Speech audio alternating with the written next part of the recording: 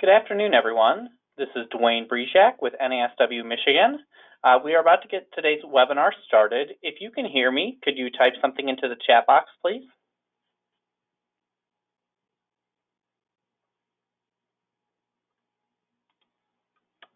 Great, looks like sound is coming through. Perfect. So I want to thank you all for joining in on today's webinar around changes to the ASWB Social Work Licensure Exam. We're very happy to have Dawn Apgar with us today to give us an overview of all of these changes that happened earlier this year. As we get started today, I just want to give a couple just housekeeping issues if you've never been on one of our webinars before. So if you have questions during today's webinar, please type those into the chat box. And we're going to have a couple of opportunities during the next hour or so to get those answered. At the end of today's webinar, an hour after we conclude, there will be a follow-up email sent to everyone, which will have some additional resources attached, which will include a link to NASW Michigan's webpage around the licensure process and licensure resources. There also will be some additional information around if you're a graduating student and are interested in getting licensure or, graduation cords. And then finally, if you are not a member but are interested in joining, there will be some information on how to do that. So if you have any sort of technical issues during today's call, we have a few different resources for that. So if you have anything specifically related to your GoToWebinar software itself, please either reboot your platform or GoToWebinar has a support number that you can call. If you have any audio questions, like the Dawn is going in and out, or you can't hear me during the question period, please type those into the chat box and we will try to get those squared away. Now with that, I'm going to open up the line to Dawn and we will go ahead and get started for today's workshop. Great, thanks so much, Dwayne. So today we have really two simple goals. I am going to talk to you a little bit about the changes to the licensure exam, which were put forth by the Association of Social Work Boards earlier this year. Many of you may be familiar with ASWB, the Association of Social Work Boards. If you can think of NASW, right, as a membership organization of social work practitioners, ASWB, the Association of Social Work Boards, is a membership association of the licensing boards of social workers across the country. And so they are the entity that oversee the exam, and I'm going to talk a little bit about the changes to the exam and why they came about. And then later, we're going to talk a little bit about preparing for the exams. This is not a test prep course, but as we think about the changes and we think about the content, I have some helpful tips which may be useful to you as you're studying for your examination. So let's go ahead and get started. So in order to talk about the changes to the exams, I think it's critically important to understand how the ASWB exams are constructed. ASWB actually has nationally 4 exams. They have the bachelor's exam, the master's exam, the clinical exam, and the advanced generalist exam. In Michigan, you use 3 of the 4 examinations. Use the bachelor's, use the clinical, and use the advanced generalist. However, the way in which they construct the exams, each of those 4, is exactly the same. So let's talk a little bit about it. The exams are really meant to be a test of the minimal knowledge for competency to practice safely and effectively. So what ASWB does to inform them about what kinds of content needs to be on the exam is every 7 to 10 years, they undertake what they call a practice analysis. They survey social workers who are licensed at the various levels. So obviously for the bachelor's exam, they're going out nationally to social workers across the country who are licensed at the bachelor's level. At the clinical exam, they're surveying those who are licensed at the clinical level. And for the advanced generalists, they're doing the same. And they send out this practice analysis, which is basically a survey, to licensed social workers, asking them some critical questions. The first is, what do they need to know in their everyday jobs, practicing social work at that level? What kinds of information, what kinds of knowledge do they need to know in order to do their job effectively? And then, once they get the listing of information, they also ask, out of all these different areas of practice, this different content area, how much time do social workers at these various levels spend using this information? So every 7 to 10 years, they put this listing together. And when they get all of the information, they start, you can see a slide in front of you, they start by first separating it into 4 large domains, or what they call content areas. Okay? These are broad areas that really sort of incorporate all of the different pieces of knowledge that social workers need to know at that level. Then, within those broad content areas, they identify specific competencies. The word competency should sound pretty familiar because the Council on Social Work Education, right, the entity that accredits schools of social work, talks about competency-based education.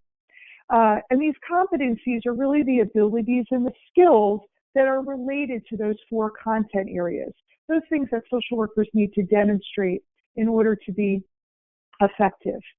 And then underneath those competencies, they have a laundry list of various topics, and they call those the knowledge, skills, and abilities statements. Those are specific, discrete knowledge components that really form the blueprint or the basis for each level of the examination. So if you can think of an exam, right, in the construction of exam, a little like a funnel. At the top of the funnel, where the opening is, it's very broad. Those would be the content areas. Within those content areas, you narrow down and identify the specific competencies.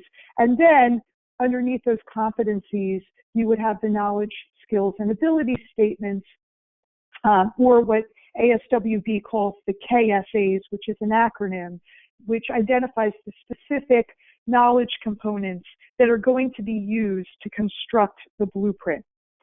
So social work practice changes, right? And I said ASWB, it doesn't have a regulation guiding it as far as how often it does it, but basically every 7 to 10 years, they go through this process of contacting social workers, gathering this information, and constructing the blueprint for the exam. The last time that they did a practice analysis before this most recent one was back in 2008 to 2010. They underwent this process, they contacted social workers, and they put together a blueprint that actually the blueprints were used in January of 2011. So those blueprints that came out on January of 2011 were used in 2011, 12, 13, 14, 15, 16, and 17. ASWB just went through that process again.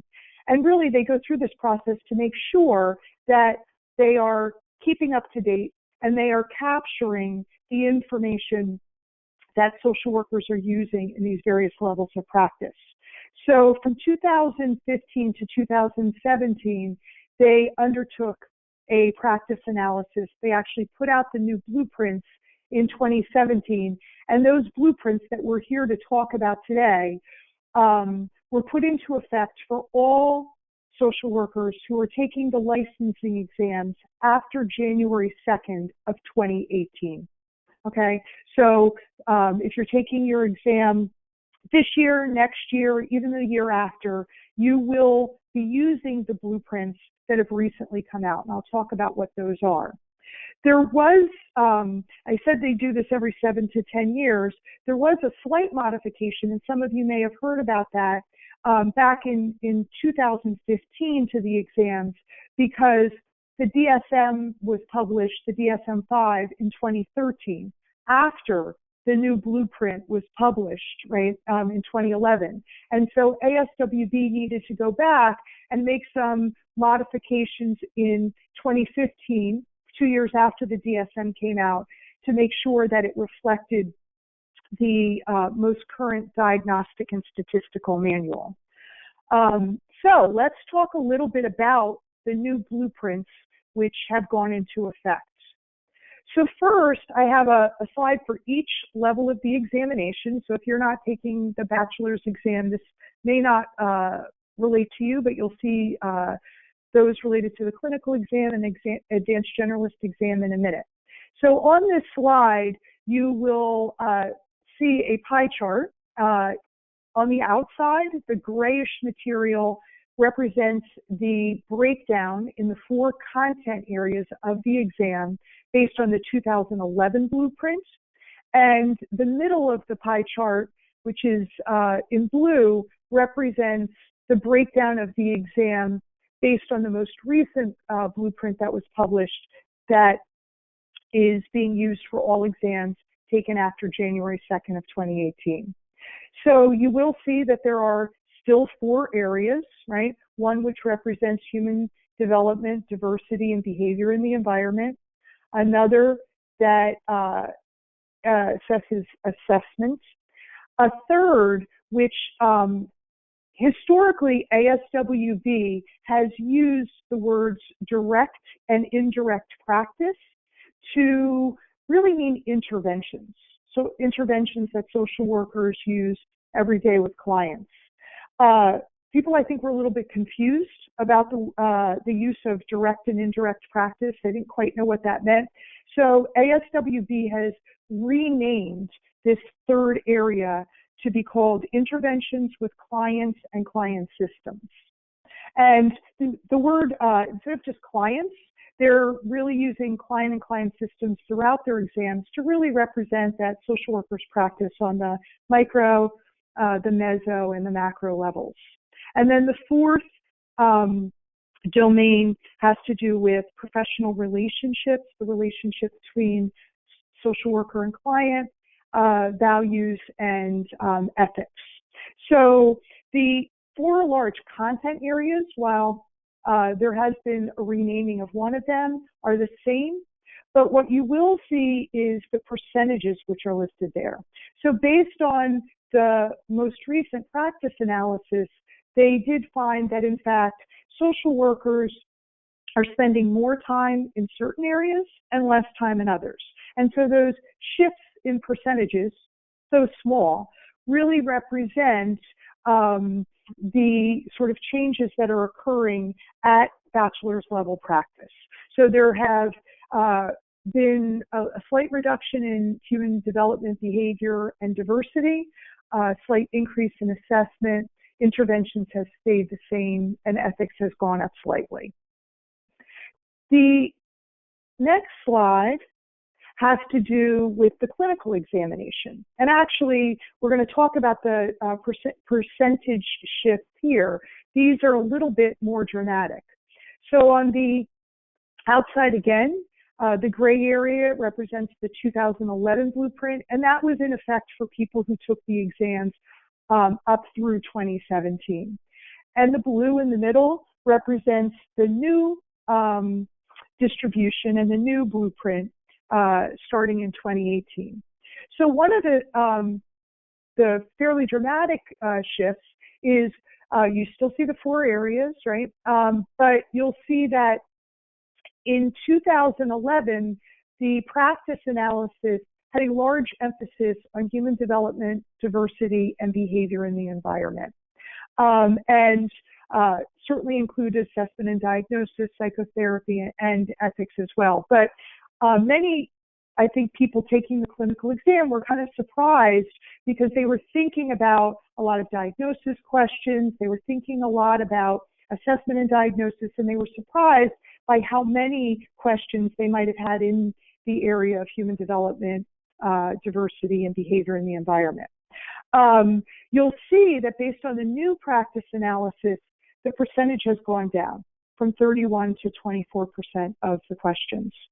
And not surprisingly, the new practice analysis in the new blueprint includes additional questions on assessment, diagnosis, and treatment planning. Psychotherapy, clinical interventions, and case management have stayed about the same, going up from 25 to 27%. And they have renamed the fourth domain from professional values and ethics to professional ethics and values. And the number of questions there is quite similar. The last exam that's used in Michigan is the Advanced Generalist exam. Many of you may know that there are far fewer states that use the Advanced Generalist exam, and actually this exam blueprint represents maybe the most substantive change. So on the left, you'll see the the pie chart that's in blue, which represents the 2018 blueprint. And on the right, you'll see the pie chart, which is gray, which represents the 2011 blueprint. So prior to this new revision to the exam, the Advanced Generalist didn't have 4 content areas like the other exam. It actually had 5. And in order to make it more consistent with the other exams, they have combined micro and macro practice, though they are still part of the exam, under a larger domain of intervention processes and techniques for use across systems. So you'll see human development now represents 23% of the exam as opposed to 18 in the prior. Interventions, which now incorporates micro and macro practice, is 32%. They also have a intervention processes and techniques for larger systems. Those would be your mobilization, your advocacy, your legislative work. So that stands and is still 18%. And then ethics, values, and relationships is 27% as opposed to 24%. On the screen, you'll see sort of a side-by-side comparison of each of the 3 examinations. Obviously, underneath each of them, we'll talk a little bit about the KSAs in a second. There are some different KSAs, but you'll get a kind of a sense of the percentages which are used for each of the 3 exams. So human development, diversity, and behavior in the environment represents, depending on what exam you're taking, anywhere from 24 to 32%. Assessment represents anywhere from 23 to 30%. Interventions, right, and this can include, micro and macro, depending on the exam, represents anywhere from 18 to 27%. And then you'll see ethics, professional values, and relationships at the bottom, which spans 19 to 27%. So what has really changed with regard to the exams? One is those shifts in percentages that you see for each one of the 3 exams that we spoke about really represents the fact that social workers are using, right, more knowledge in certain areas now than they were back in 2011.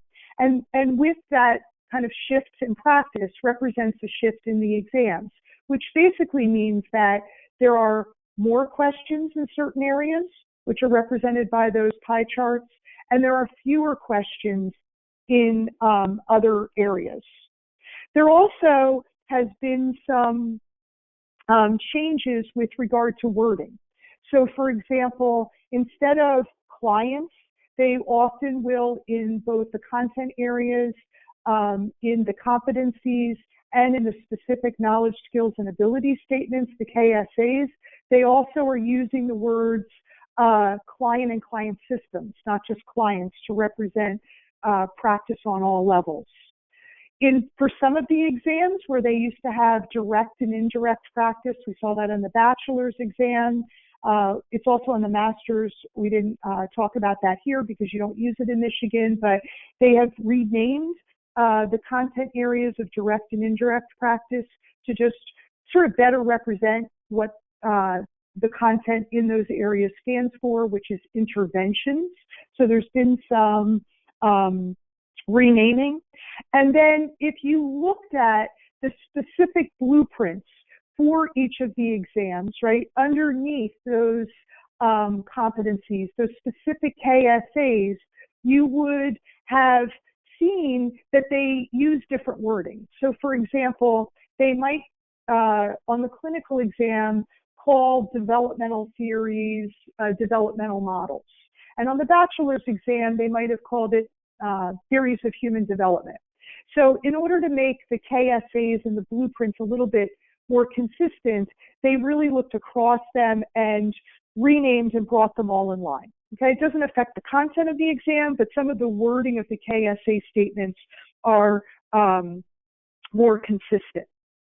One of the changes, which is not really substantial, but does represent the changing nature of social work practice, is that there have been some new knowledge, skills, and ability statements incorporated into the examinations.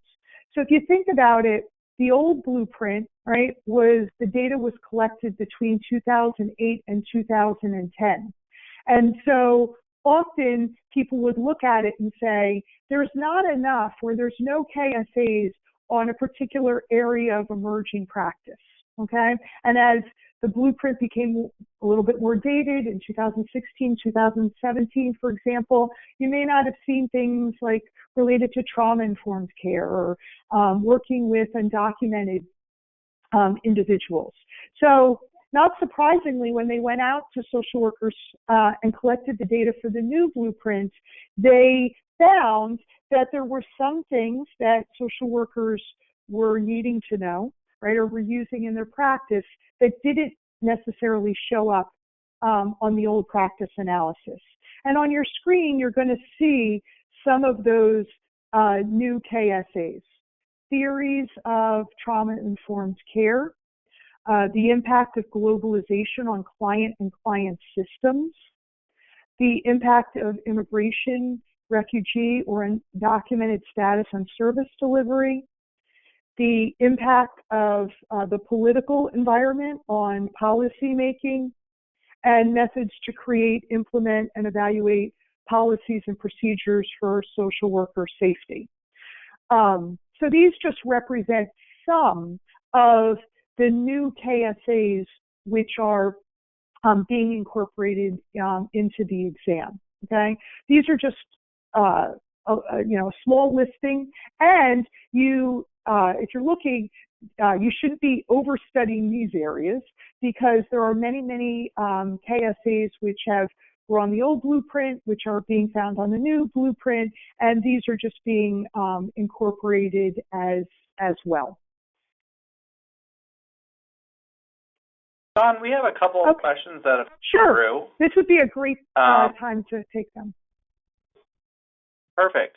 So some of them I think might be on more my end to answer, but one, going to the practice analysis, Jessica asked, do the practice analysis inform continuing education for licensed social workers in any way? And I can say here in Michigan, the answer is no, it does not. And that would be the same nationally. So Michigan it would be the same in all the states. They do not, It does not. So in Michigan, in terms of once you're fully licensed, we need 45 hours of continuing education every 3 years. And the requirements besides that are 5 have to be ethics related, 2 have to be pain management related, and there's a new addition that you have to attend a human trafficking training. Now this new addition also applies to limited licensed folks. So in Michigan, this is the first educational requirement that limited licensed social workers will have to do. So if you're graduating in the spring and getting your license, let's just say June 1st, you'll renew next April, and by that renewal, you will have had to have attended some sort of a human trafficking training here in Michigan. Make sure that when you do that, you keep that documentation, because you may need to show it later in your career if you get audited. But yeah, this particular stuff is not tied to our requirements for our continuing education. Wait, can I just say one? Can I just Sure. say one thing?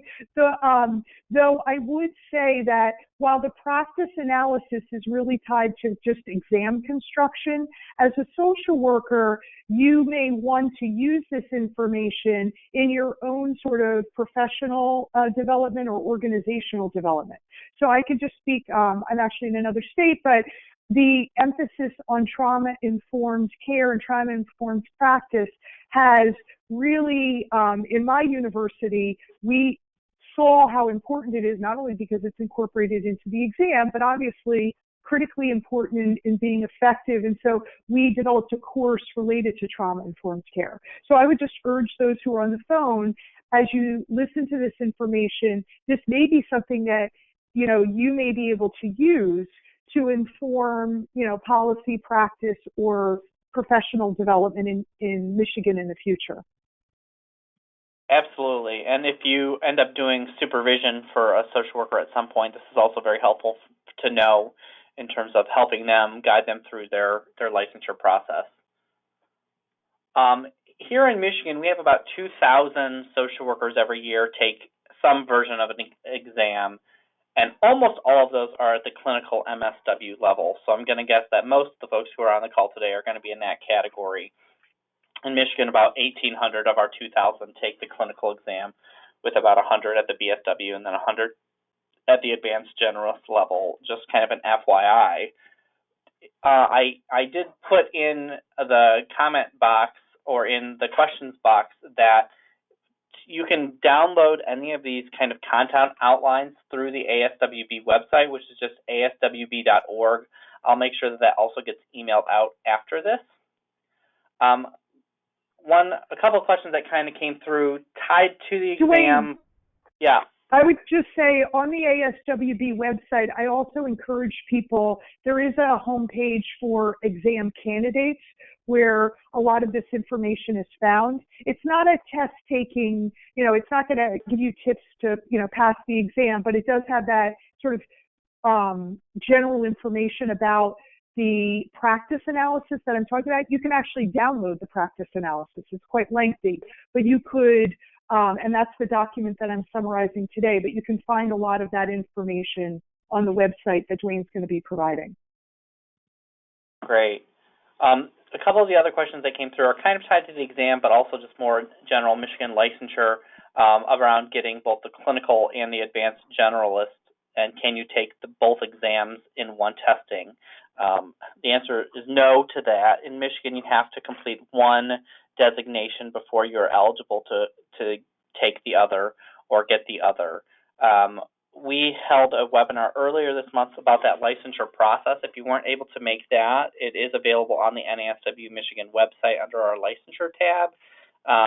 There are definitely benefits to getting both designations. You will just really want to look at what is your long-term goal within the field, what are you doing within your job, as well as the social work scope of practice here in Michigan, which lays out legally what you can do with your degree and your license. That can be a helpful document to look at. Dwayne, I should also say that while you can't take both exams simultaneously, your preparation for one will help inform preparation for another.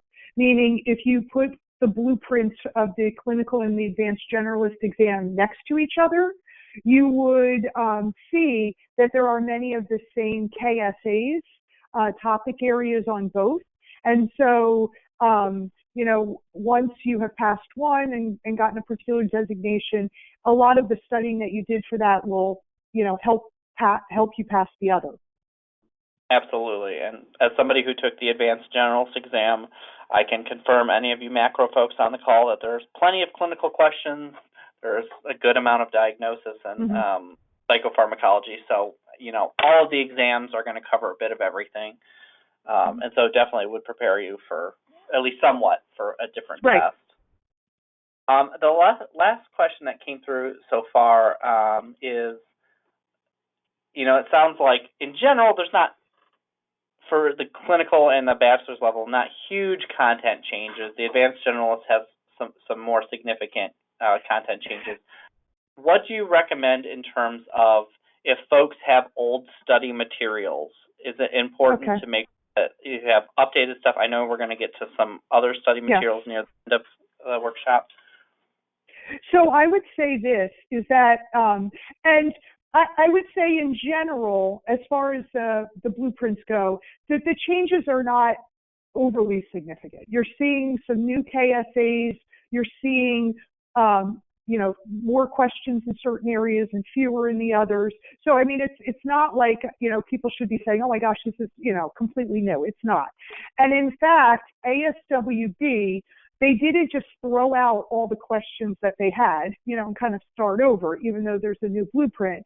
What they did is, after the blueprint came out, they looked at the questions that they have in their test bank, and they married their existing questions to the new blueprints, which basically means that, as you saw, for example, in the clinical exam, there are fewer human development questions. They could still use the ones they had, but they didn't need as many in a particular version of the exam. So they're going to be writing new questions, as they always do, for these new KSAs where they may not have questions, but they used the existing questions, and in only, I would say, a rare case, there were some questions that didn't fit anymore or were dated, and those questions were retired. So, but that was a very small number of questions. So, as far as materials, I think that it would, it's always good to get new study materials. If you have access to the ones that are based on the new blueprint, that could be important, especially if you're taking a practice test, because if you're taking a full-length practice test, it may be that you're going to have fewer questions in an area or more questions in an area, and you want your practice test experience to really mirror what the actual exam is like. Having said that, a lot of it will really depend on the study material, because if you have access, let's say, to a book that has sort of the cliff notes of human development, that book will still be relevant. So, right, because many of the old content areas are still on the exam, and much of the old content is. So I guess there's no easy answer. It really depends on the study material. But what I would say is that if you are buying something new and spending money, you do want to make sure that you're buying something based on the 2018 blueprint, because there are study guides and other things out there that are being sold that are more generic, that don't necessarily represent the new material. Great, yeah. And I'm gonna, in the chat box, also put a link to the licensure page of our website. That will also be emailed out afterward. But just a kind of a clarifying question from one of the comments that came through about folks interested or thinking of getting their LCSW and whether or not they need to get or are interested in getting the advanced generalist license. So in Michigan, we do not have an LCSW, so just be careful on how you use your credentials and label yourself after you graduate. So in Michigan, we have the LBSW or the LLBSW, depending on if you're fully licensed or limited license. And at the master's level, we have the LLMSW or LMSW Clinical or LMSW Macro. So some states have an LCSW as the actual letters. We do not. So just be careful what you use after that, because you want to make sure you're representing yourself accurately and according to state law. So I just wanted to throw that out there, because I know we don't really talk about that much. But that's our last questions for now, and we'll come back to some more at the end. Great. And Dwayne, I think your point is a good one. It's the exams that we're speaking about, the advanced generalist, the clinical, and the bachelor's exam are national exams. So they are, not every state uses all three of those, but they are national in the sense that each state licensing board decides out of the 4 exams that ASWB develops, which one they're going to use. And so your state has picked the 3 that it currently uses.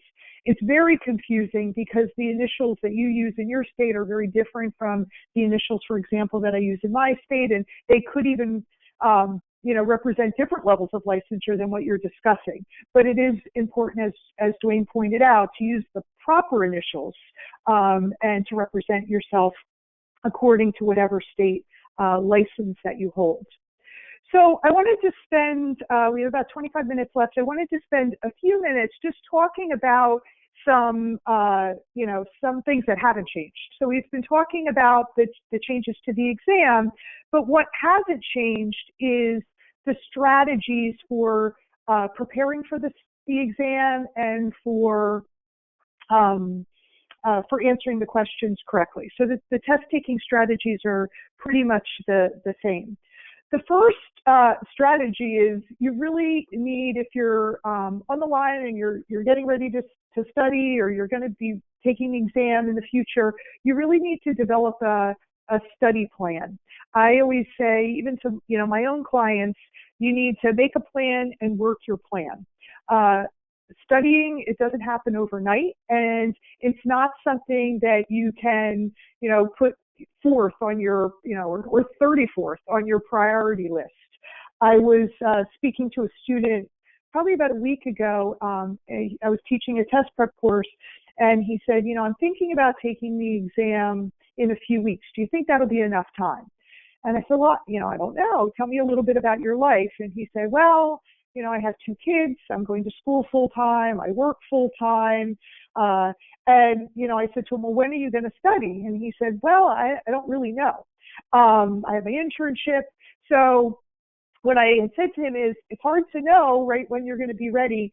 You're best able to say that, but I think the first step is to sit down and try to map out some time in your schedule, okay? And sometimes that can be difficult, but when people are anxious about the exam, I say, well, if you've developed a good study plan and you work that plan, meaning you do what you say you were going to do, at least you walk into the test knowing that you carried out your plan, right? That and the confidence that you said what you were going to do.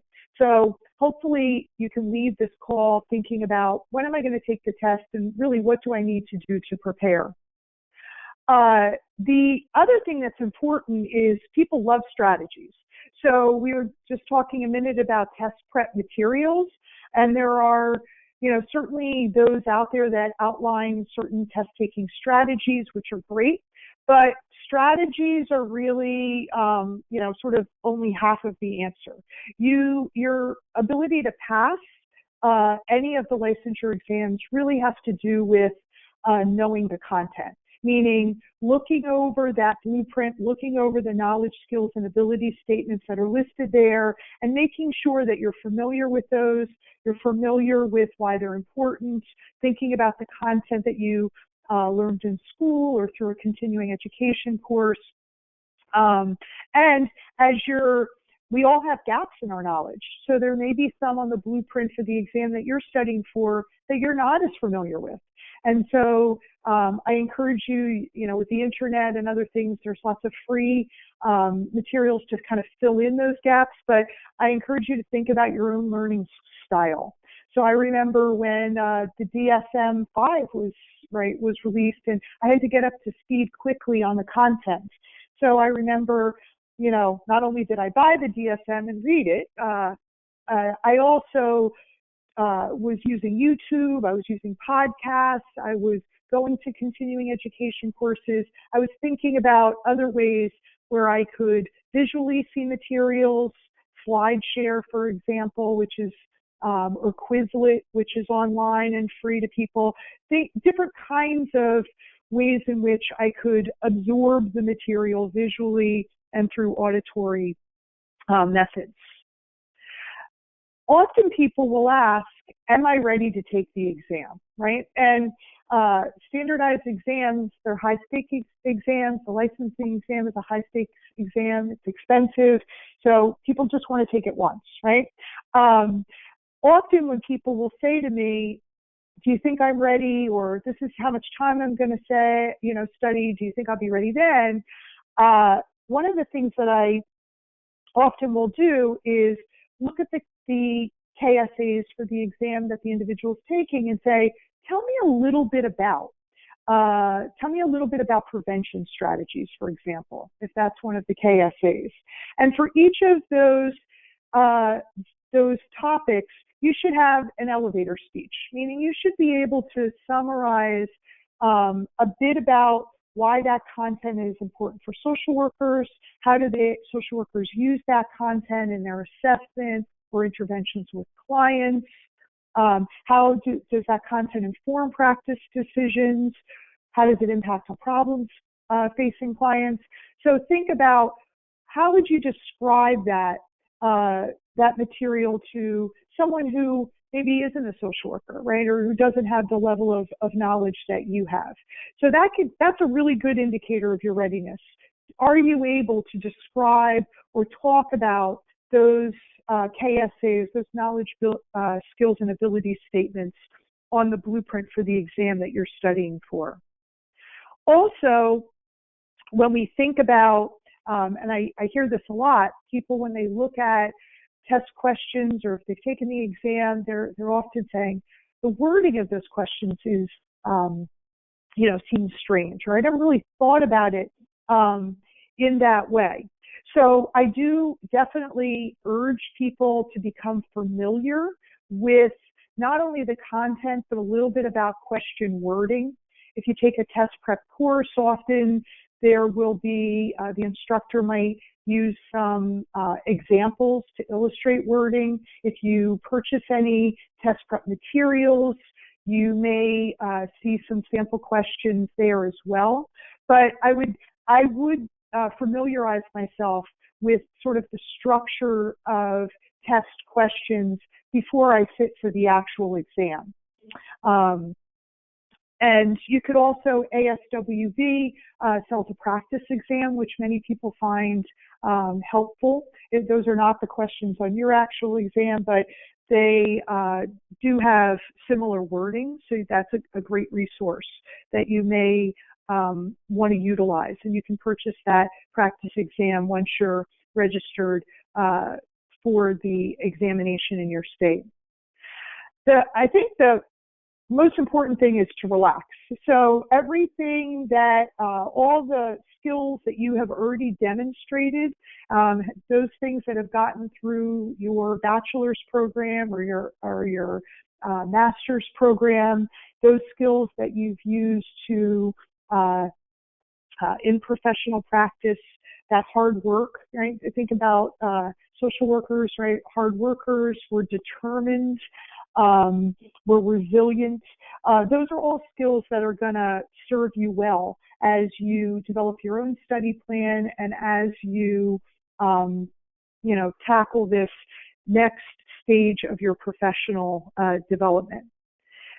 The kind of last thing is that I just wanted to, NASW Michigan, Dwayne has talked a little bit about some of the conference calls and resources that are on their web page.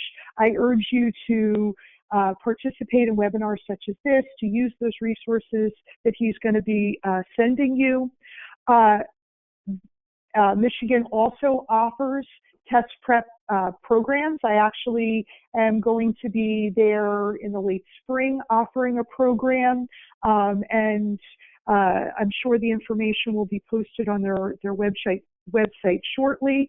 But and you'll see the guides that are used there at the test prep program, which is really a mix of going over strategies. And I think any test prep materials that you're going to be utilizing, they should certainly include familiarizing you with the test, going over some strategies and tips, and then also going over content. Because I don't know about you, but we all need sort of a refresher of those textbooks that we had in our undergraduate or graduate education. Sometimes that gets replaced with practice wisdom and other things that serve us well in working with clients, but a lot of times it's our knowledge of theory or intervention models that we need to apply to test questions.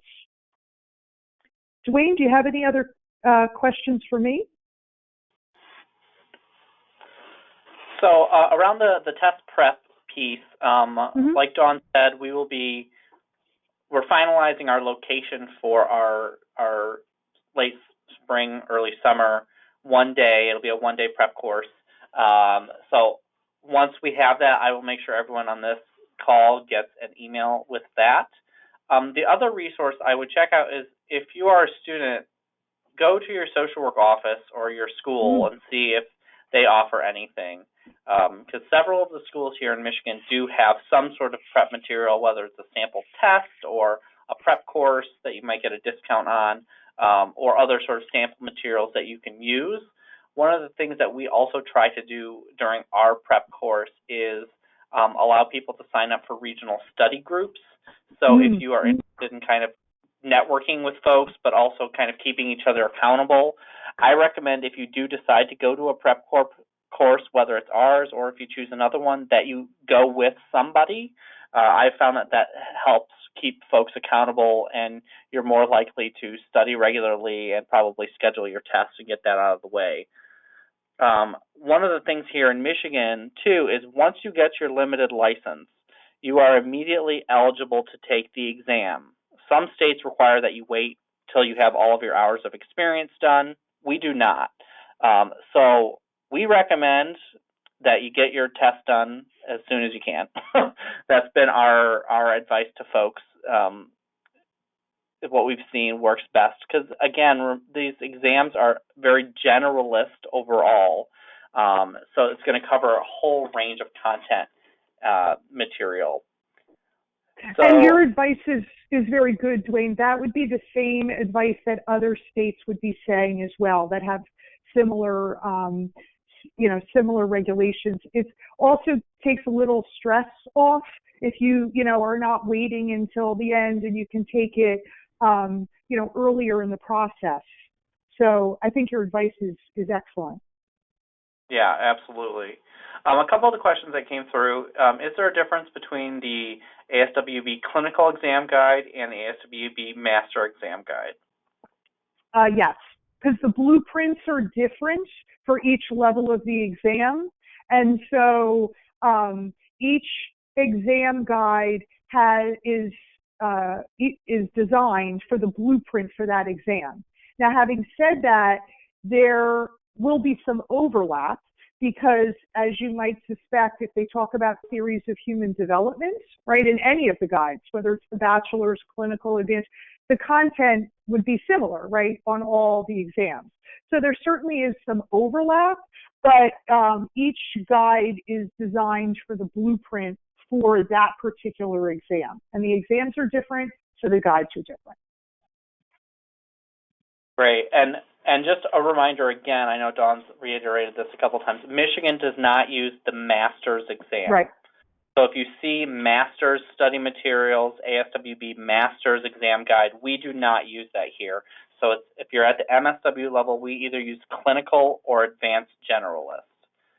So just make sure that you know that. And that's going to be important. You're going to want to make sure if you're purchasing any materials and I should say the guides that are up on the screen now, those are guides that if you did go to the course through NASW Michigan, you would actually get that guide. So as part of the course registration. But if you're purchasing anything on your own and you're not going to be going to a course, you want to make sure that you're getting the guide for the exam that you're taking. So even though you might have a master's degree, you're not taking the master's test. That's a different test, and I didn't talk about that per se because you don't use it in your state. So you want to make sure that you're studying off the materials for the exam that you plan on taking. Yes, and that will coincide with what you've registered for your limited license. So when you apply for your limited license, you have to choose limited license clinical, limited license advanced generalist, or limited license at the bachelor's level. So depending on which one of those you choose, that's the exam you take. If for some reason you find yourself, 6 months after you get your limited license, you have switched jobs and maybe you're working in a different area and you need to switch your designation, you can do that. You just need to contact the state of Michigan, and then that would in turn change what the exam that you would need to take. A couple of questions about that exam too. So I know this isn't a full exam hour, but question about if you don't pass, how long do you have to wait? Okay. That so ASWB, the Association of Social Work Boards, has a 90-day wait period. They require you that you wait 90 days before you take it again. That 90 days is not tied to how much studying you need to do. Meaning, they're not making you wait because they say, oh, you need to study for 3 months. It has to do with the security of the examination. So what happens is, even if 2 people are taking the same exam, meaning the clinical exam, for example, they may not be taking the exact same version of the exam. So there are different versions of the exam out there. And if you don't pass, you're going to get a different version. You're not going to get the same questions. And so they make you wait 90 days because they're changing the versions of the exam in the test bank, and they want to make sure that you have, if you will, fresh test questions. Great. Yep. Once you pass the exam, it doesn't expire. So once you pass it, you don't need to take it again. Here in Michigan, you are able to renew your limited license 6 times. So your limited license is on a 1-year renewal. So it gives you 7 years to complete your work, your supervision, and to pass the test. That's another reason we say get the test out of the way early, so you just have one less thing to worry about during that period. If you're working full-time, it's going to take you 2 years to get those requirements done. If for some reason you get to year 7 and you haven't completed the work, the experience, or the exam, in Michigan you are not eligible to get licensed again. So you lose permission to ever be licensed in the state of Michigan at whatever license level you were working on. If for some reason there was some extenuating circumstance that caused you to not complete those hours, you can petition the Board of Social Work for a short extension of time. Now, one thing to note is you do not have to renew your limited license continually. So if something happens after, say, you're working for a year, and then maybe you move, or an injury happens, or for whatever reason you're not collecting hours, you do not have to keep your limited license. You only have those 6 renewals or 7 years total to complete that process. So you don't want to find yourself run out of time and then not able to ever be licensed here in Michigan. So that doesn't happen very often, but just keep that on the back of your mind as a way to just kind of get this process done with as quickly as possible. The other thing that's important from a national perspective is that if you pass the exam in Michigan, basically if you pass in one state, you pass in all states. So if you're taking, for example, the clinical exam or the advanced generalist exam, which are really the highest levels of examination ASWB offers, you won't need to take them again when you pass them in Michigan. The only exception would be is that if you relocate to another state and there has been a period in which you have not been in practice, so for whatever reason, maybe you're home with kids or you weren't practicing for an extenuated, long period of time, the licensure board in the other state may say that you need to either take the exam or you need to get some additional practice. But as long as you're kind of moving from one state to the other, and I know in my state, if you've practiced in another state, for example, for the last 5 years, you should be fine. So you just also want to think about large periods where you're out of practice, if you're planning on going to another state and being licensed. Yeah, absolutely. In terms of registering for the exam, how you will do that is you will do that through ASWB's website, which is just aswb.org. So you'll pay for the fee, either $260 or $230, depending on which exam you're going for. And then you will have access to schedule your specific testing date and location through a Pearson testing site. So those are all over the state, and they're all times of day, weekdays, weekends. I recommend, when you're thinking of scheduling your exam, do it at least, if you haven't started studying, I say you want to at least give yourself probably 3 to 4 months to study, and then, get your exam scheduled. But for folks, if you're already in the field or already limited license, sometimes getting that payment done and scheduling a date will kind of kick you into gear to start studying more. So that's just one thing I found. In the supervision side of things, if you are a limited license individual needing supervision, if you have to contract somebody or your agency maybe doesn't have a supervisor or a fully licensed social worker, NASW does offer a supervision registry through our website where you can find individuals by county who have been trained by us specifically to do this sort of supervision, and their contact information is all on the NASW Michigan website. If you fail the exam, you do need to pay every time you take it. So that is another, as Dwayne said, it could $230 for the bachelor's, $260 for the higher level exams. So that's an incentive to obviously maybe go to a course or buy some materials, to try to pass the first time if possible. Absolutely. Are there any other questions around the exam or the exam content itself?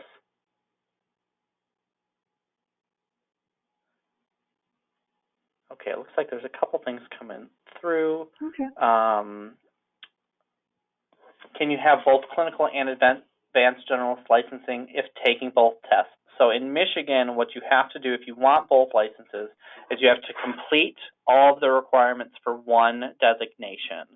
Once you finish that, you can then get the second designation. So, for example, I'm a licensed macro social worker. If I wanted to get my clinical license, I've already completed 4,000 hours of work under supervision and passed the advanced generalist exam. To get the clinical license here in Michigan, I need to do half of the requirements. So around 2,000 hours of work under supervision by a clinical LMSW and pass the clinical exam. That's what's required here in Michigan if you do want the second designation. You can, if you don't pass the exam, you can take it as many times as you need to within those 7 years with those 90-day gaps in between. So I don't know how much that would actually add up to, but could be quite a few times. And on average, people need just one time to take this exam. Yeah. So there's usually a lot of anxiety around this, but know that on average, folks are going to pass this on the first time. And if I would just say, if there's anyone on the line, who has not passed the first time, or when I'm working with people who have had difficulty, really what I do is spend a lot of time trying to figure out what difficulty they have had, whether it's anxiety, whether it's, strategy, whether it's content related. And usually after a good thorough assessment and, some pinpointing and some appropriate intervention, people, if they don't pass the first time, often can, pass the second time. Yeah. One question that did come through is, once we are ready to take this exam, how do we get approval? So in Michigan, how that works is once you're limited license, you should have automatic approval to register for your exam. Occasionally, for some reason, through the State of Michigan Licensing and Regulatory Affairs Office, or LARA, your account may not. So you may find yourself, you go to ASWB to pay for your exam, and they say you do not have authority to register. If that's the case, you will just need to call the State of Michigan Department of Licensing and Regulatory Affairs and ask for approval to take your exam. And they usually just have to switch something on your account that should not take very long, but just FYI, maybe 1 out of every few hundred people will have to deal with that.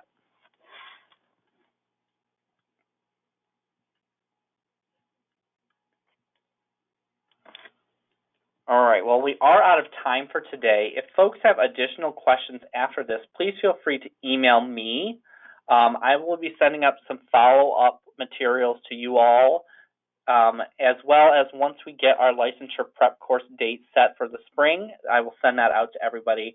NASW members do get a big discount on that, so we hope that we'll see you out there. If you have if you're interested in attending any further events, please check out the NASW Michigan website. We have a lot going on. This is the last event for Social Work Month this year, so I'd like to thank you all for being social workers, for being on today, and for the work that you're doing. And I'd like to especially thank Dawn for her time and energy in pulling this together. I look forward to seeing you, Dawn, later this spring. And, thanks, and I wish you all the best. I'm assuming that people are dialing in because they're getting ready and prepping for the exam. So I'd like to wish all of those who are studying on the phone, best of luck. And I know soon you will be licensed social workers in Michigan, so it's very exciting. Thanks, everyone, and have a great Easter weekend.